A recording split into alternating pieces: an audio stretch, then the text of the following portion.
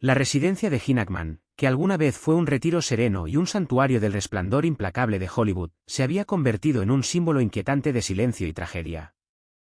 Ubicada en el tranquilo pueblo de Santa Fe, enclavada contra los suaves susurros de los vientos del desierto y la presencia distante de los álamos, la casa estaba destinada a ofrecer paz en sus últimos años. Nadie sabía que fue aquí donde se había desarrollado una tragedia silenciosa y horrible.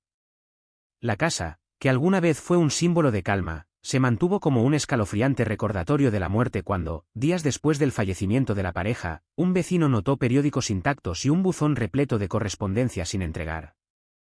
Preocupados por su bienestar, se solicitó un control de bienestar. Lo que encontraron no fue un simple percance o una breve ausencia, sino una escena sombría de quietud y muerte, una casa congelada en el tiempo. El aire estaba denso, estancado, sin vida durante semanas. En el interior se descubrieron los cuerpos de Gene Hackman y su esposa, Betsy Arakawa, cada uno en una habitación separada. Ambos estaban fríos y sin vida, sin mostrar signos de violencia o lucha. No había indicios de entrada forzada, solo un silencio inquietante y una única jaula que contenía el cuerpo de un perro muerto, mientras otros dos deambulaban libremente dentro de la casa. La escena daba la impresión de que el mundo simplemente había dejado de girar. Lo que fue aún más inquietante para los investigadores no fue solo el sombrío estado de la casa, sino también el hecho de que nadie se había dado cuenta de sus muertes durante un periodo tan prolongado. No se hicieron llamadas a los servicios de emergencia y no hubo informes de personas desaparecidas. Sin embargo, el marcapasos de Gene reveló una pista fundamental. Registró el último latido del corazón, marcando el momento de su probable muerte como el 17 de febrero, lo que significa que la pareja había estado muerta durante más de una semana antes de que alguien descubriera la tragedia. La investigación se profundizó a medida que surgieron preguntas sobre por qué Betsy no había buscado ayuda. ¿Por qué la encontraron parada en un baño, con los medicamentos intactos esparcidos sobre el mostrador, pero aparentemente sin darse cuenta de lo que había sucedido? Cuanto más profundizaban las autoridades en la escena, más se acumulaban los misterios. No había signos de envenenamiento, ni monóxido de carbono presente ni evidencia de sobredosis. A pesar de la aparente falta de factores externos que condujeran a sus muertes, dos personas, una de ellas una figura pública destacada, habían fallecido en circunstancias inexplicables. La investigación dio un giro oscuro cuando surgieron informes inusuales de casas cercanas. Los vecinos habían visto movimientos oscuros cerca de la residencia Hackman en los días posteriores a la muerte de Gene, incluido un automóvil estacionado afuera durante horas y sensores de movimiento dentro de la casa que se activaban en horas extrañas, aunque la puerta principal permaneció intacta. Un detalle crucial surgió cuando el rastreo digital forense llevó a los investigadores a un sospechoso inesperado, Leslie Ann Hackman, la única hija de Gene. Afirmó que había hablado por última vez con su padre unas semanas antes de su muerte, asegurando a los investigadores que todo parecía normal. Pero los registros telefónicos cuentan una historia diferente. No habían intercambiado llamadas, mensajes de texto o correos electrónicos durante meses. El silencio digital entre padre e hija fue una flagrante señal de alerta. A la creciente sospecha se sumaba un rastro financiero que parecía sugerir algo mucho más siniestro. Apenas unos días antes de que se hiciera pública la noticia de la muerte de Gene, alguien ya había accedido a documentos patrimoniales confidenciales. Faltaban algunas páginas, parecían firmas falsificadas y el nombre de Leslie aparecía repetidamente. Había estado haciendo averiguaciones sobre la situación financiera de Gene, solicitando información de la cuenta e incluso consultando con abogados, todo mientras intentaba reposicionar activos. Este nivel de actividad antes del anuncio oficial de la muerte de su padre sugería que podría haberse estado preparando para algo mucho antes de que sucediera lo inevitable. A medida que los investigadores profundizaron más en el caso, la evidencia comenzó a pintar un panorama preocupante. Las imágenes de seguridad, los registros telefónicos y el aumento de las transacciones financieras apuntaban a la participación de Leslie. Había visitado Santa Fe apenas unas semanas antes del descubrimiento de los cuerpos, y las cámaras de vigilancia locales confirmaron su presencia, a pesar de que afirmó lo contrario. El misterio se profundizó a medida que los cuerpos revelaron más preguntas sin respuesta. Tanto Gene como Betsy no tenían heridas visibles ni lesiones defensivas, ni ningún signo de ingestión contundente. La causa de la muerte seguía sin determinarse, pero se descubrió algo escalofriante: faltaba el medicamento crítico para el corazón de Gene. Conocido por requerir un estricto cumplimiento de su régimen de medicación debido a su condición cardíaca, la ausencia de esas píldoras parecía menos un accidente y más un acto deliberado para acelerar su fallecimiento. El estado de Betsy solo alimentó más sospechas. Tuvo acceso a su propia medicación, que permaneció intacta. ¿Por qué no actuó cuando Jim colapsó? ¿Por qué no buscó ayuda? ¿Por qué se encerró en un baño, rodeada de medicamentos que nunca usó? El perfil psicológico insinuaba la posibilidad de que Betsy hubiera sido manipulada, tal vez incluso monitoreada por alguien en quien confiaba, alguien que tenía mucho que ganar. Los investigadores comenzaron a teorizar que se había utilizado un método lento y pasivo, sin violencia abierta ni trauma inmediato, solo una estrategia silenciosa e insidiosa de abandono junto con maniobras financieras. Luego vinieron los documentos patrimoniales. Lo que antes había sido un simple testamento ahora se convirtió en un campo de batalla de intereses encontrados. Se habían reescrito secciones clave, se habían insertado páginas en blanco donde alguna vez estuvieron las instrucciones y se habían alterado o faltado firmas. El momento de estos cambios, que se remontaba a una época anterior a que se confirmara siquiera la muerte de Jim, era particularmente sospechoso. Las huellas dactilares de Leslie parecían estar en todo. Cuando se le preguntó, sus respuestas se volvieron erráticas. Ella negó cualquier participación en consultas legales o modificaciones patrimoniales, pero los correos electrónicos entre ella y varios despachos de abogados contaban una historia diferente. Había iniciado conversaciones sobre reclamaciones de herencia el mismo día en que el marcapasos de su padre registró el último latido del corazón. ¿Cómo podría haber sabido que su padre había fallecido a menos que ya estuviera al tanto de su muerte? Una auditoría forense de las actividades financieras de Leslie reveló una red de transacciones que parecían haber sido preparadas con mucha antelación.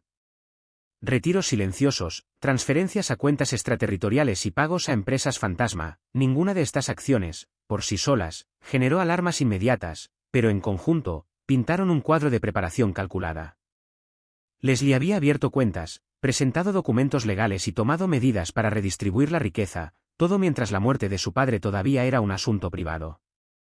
El volumen y el momento de estas acciones no solo fueron preocupantes sino, en última instancia, incriminatorios.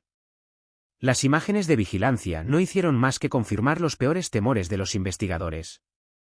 A lo largo de la investigación, el comportamiento de Leslie se volvió cada vez más errático. Se reunió frecuentemente con asesores financieros, visitó bancos privados y mantuvo un enfoque inquebrantable en asuntos legales. Sin embargo, no había señales de una hija afligida, nunca visitó la tumba de su padre ni emitió ninguna declaración pública de duelo. Ella guardó silencio sobre el fallecimiento de su padre hasta que los procedimientos legales la obligaron a reconocerlo. Sus acciones parecían ser los movimientos calculados de alguien que ejecuta un plan cuidadosamente trazado, más que las reacciones de alguien en shock de luto. Después de meses de meticulosa investigación, la policía finalmente actuó, armada con una abrumadora variedad de pruebas digitales, financieras y circunstanciales. Su objetivo, Leslie Anagman. Los cargos que enfrentó fueron tan extensos como graves: fraude financiero, obstrucción de la justicia, falsificación de documentos legales y conspiración para cometer robo de herencia. A medida que se desarrollaba el juicio, los fiscales presentaron un cronograma escalofriante y meticulosamente detallado que abarcó varios meses, revelando que cada movimiento de Leslie estaba intrínsecamente relacionado con los últimos días de su padre. No fue un acto impulsivo, ni una estratagema desesperada nacida de un desliz momentáneo. Fue mucho más calculado. Frío, deliberado y, en última instancia, autodestructivo.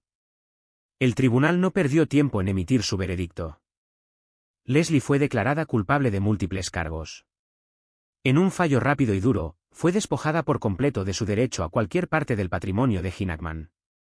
Todos los bienes que había transferido ilícitamente fueron confiscados y redirigidos a fundaciones benéficas que su padre había apoyado discretamente durante toda su vida. La herencia fue anulada. Leslie había entrado en la sala del tribunal creyendo que había sido más astuta que todos, solo para salir sin nada, sin fortuna, sin reputación y sin legado duradero. Pero incluso después de la condena, las preguntas continuaron. A pesar del veredicto de culpabilidad, muchos creían que aún había más en la historia de la muerte de Jim Anagman. Las especulaciones corrieron desenfrenadas. ¿Podría haber habido otra persona involucrada en el complot?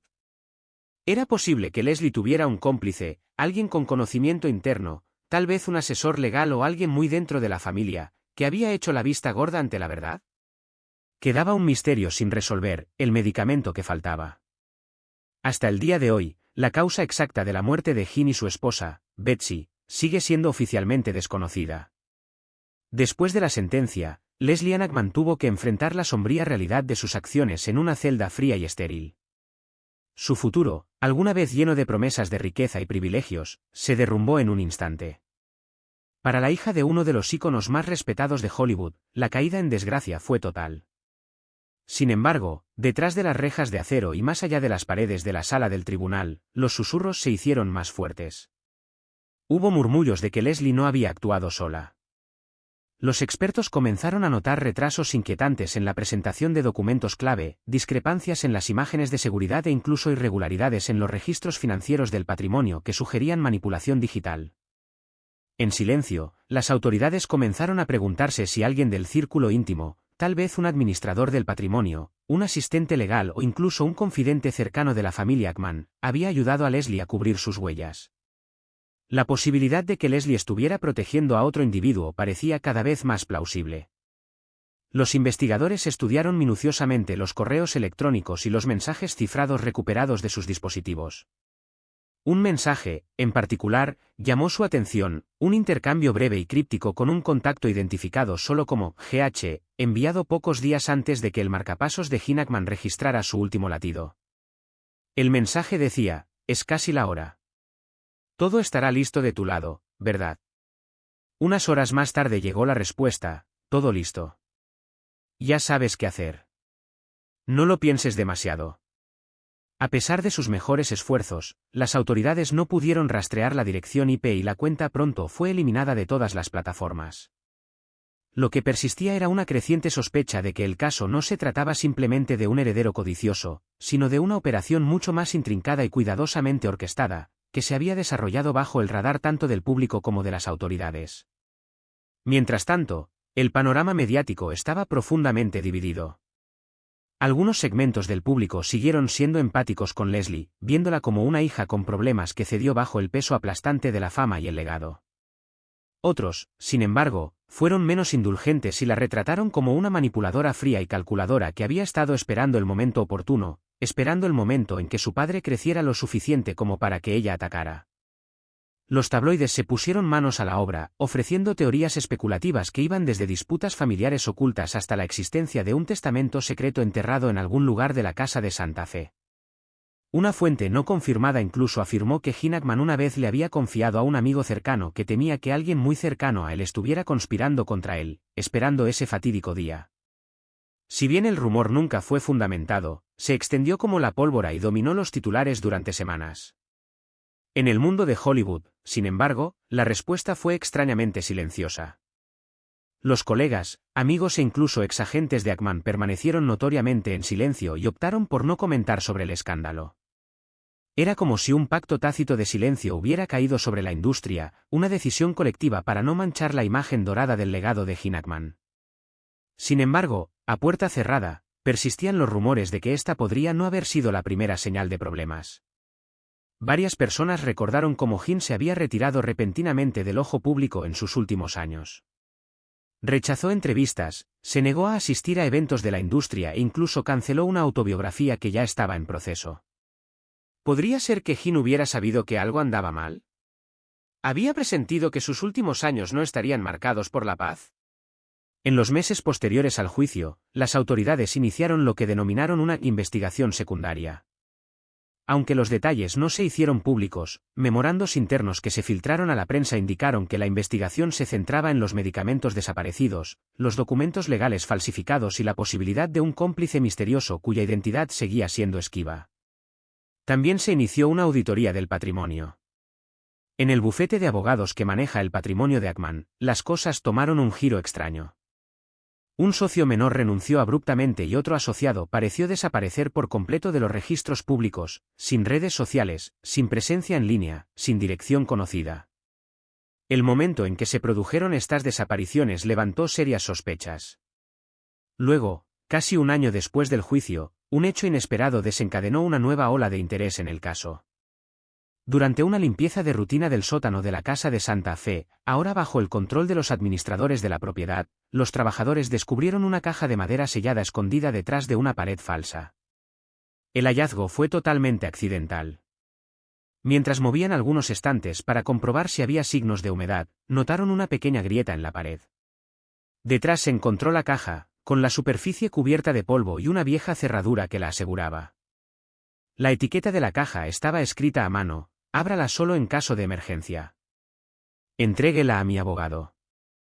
Este descubrimiento inesperado planteó aún más preguntas de las que respondió. ¿Podría ser esta la clave para descubrir toda la verdad sobre la muerte de Gene Hackman, o fue una capa más en una compleja red de engaños? Dentro de la caja, había docenas de notas escritas a mano, cada una cuidadosamente fechada, junto con una carpeta marcada en rojo con la palabra confidencial. Pero lo que dejó a todos sin palabras fue el descubrimiento inesperado de una unidad flash USB protegida con contraseña. Cuando los administradores finalmente obtuvieron acceso a su contenido, descubrieron algo mucho más sorprendente de lo que incluso los investigadores más experimentados podrían haber anticipado: grabaciones de audio realizadas nada menos que por el propio Gene Hackman. Su voz era inconfundible, aunque más cansada que antes. Su discurso estuvo marcado por largas pausas y respiraciones agitadas, pero su mente se mantuvo alerta y sus palabras claras. Una de las grabaciones, fechada apenas 6 meses antes de su muerte, mostraba a Han hablando en un tono sombrío. Ya no confío en ciertas personas que alguna vez aprecié. Siento que me están observando. No entiendo lo que está pasando, pero si me sucede algo, asegúrate de verificar mi testamento. No es el que crees que es. Sus palabras flotaron pesadamente en el aire, dejando una impresión escalofriante en todos los que escucharon. El descubrimiento de las grabaciones conmocionó la investigación. Los expertos forenses confirmaron rápidamente su autenticidad, y dentro de la misma unidad USB, encontraron una copia escaneada de lo que parecía ser una versión alternativa de su testamento. Este nuevo testamento describía instrucciones precisas para la creación de una fundación de becas, donaciones específicas a organizaciones benéficas y una herencia mucho menor para Leslie Ann, mucho menor de lo que había intentado conseguir mediante la modificación del testamento oficial. Aún más preocupante fue el hecho de que esta versión había sido firmada, fechada y presenciada meses antes de su muerte, lo que sugería que era un documento genuino y legítimo. Este descubrimiento desató un acalorado debate entre los expertos jurídicos. ¿Podría esta versión del testamento anular la modificada? Si el tribunal aceptara la autenticidad de esta nueva versión, el caso podría reabrirse, lo que podría conducir a una sentencia más dura para Leslie Ann. Algunos se preguntaron si el testamento modificado, que se había utilizado para reclamar la mayor parte del patrimonio, no era más que un acto de fraude y manipulación cuidadosamente orquestado. Pero ese no fue el final. Las notas escritas a mano descubiertas en la caja revelaron un patrón profundamente inquietante: la creciente paranoia de Han.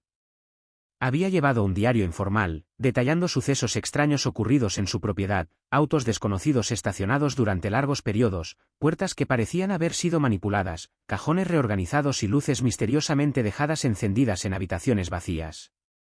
Una entrada decía: he tenido conversaciones que no recuerdo haber tenido, mientras que otra decía: Betsy cree que estoy perdiendo la cabeza, pero siento que hay alguien aquí. Las entradas finales fueron aún más inquietantes. Una nota, escrita con letra temblorosa, decía: me desperté confundido, como si me hubieran sedado. ¿Cómo llegué a la cama?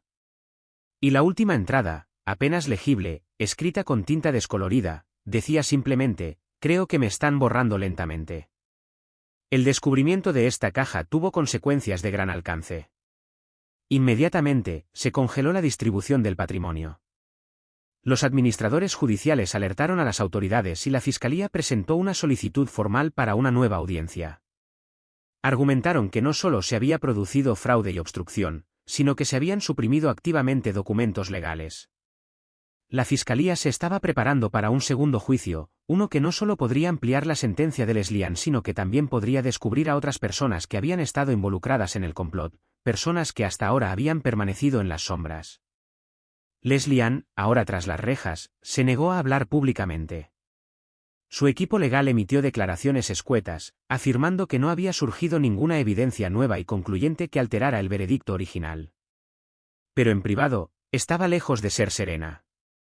En cartas a un viejo amigo, admitió que sentía un profundo arrepentimiento por hasta qué punto habían llegado las cosas. Si bien nunca confesó abiertamente su culpabilidad, la frase más inquietante de sus cartas fue: simplemente pensé que tenía más tiempo. A medida que se difundió la noticia del descubrimiento, se reavivó la obsesión del público por el caso. Los productores de documentales se apresuraron a producir contenido que explorara los nuevos desarrollos. Los podcasts sobre crímenes reales analizaron los datos del marcapasos, la misteriosa desaparición del médico, el testamento alternativo y la caja oculta. Los foros en línea explotaron con teorías. Algunos especularon que Leslie Ann no era la autora intelectual, sino más bien otro peón de una conspiración mayor.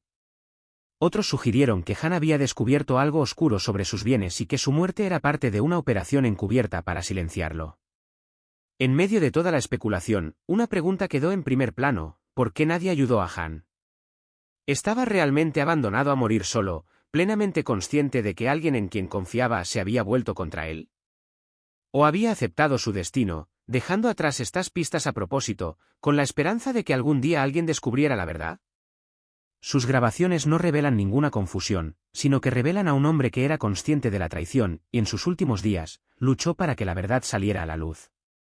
Quizás el detalle más trágico de todos fue el destino del testamento original. A pesar del descubrimiento de la copia escaneada, el documento físico nunca fue encontrado. El escaneo podría ser aceptado en los tribunales, pero el testamento original, si aún existe, sigue siendo un misterio. Quizás fue destruido, o quizás esté escondido en algún lugar, esperando ser descubierto en algún rincón olvidado de la casa. Hoy, Leslie Ann Ackman cumple condena, despojada tanto de su herencia como del legado de su padre. Sin embargo, una parte de la historia permanece en las sombras, un misterio sin resolver, un legado contaminado, un acto final que tal vez nunca se comprenda del todo.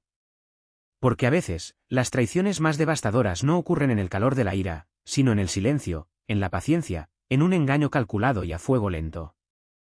La carrera de Hannah Ackman brindó al mundo actuaciones inolvidables, pero su acto final fue uno que ningún actor elegiría interpretar. Fue tan silenciosamente desgarrador que ni siquiera la muerte pudo cerrar completamente el telón de su papel final.